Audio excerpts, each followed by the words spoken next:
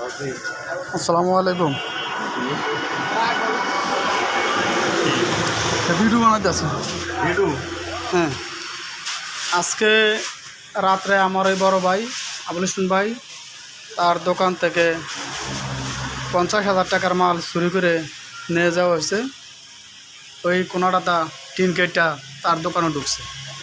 দোকানও ঢুকা প্রায় 50,000 মূর্তি মাল, তেল, সাবান, দোকানের তালা আর আসবাবপত্র যা আছে সব কিছু নিয়ে যাওয়া হয়েছে।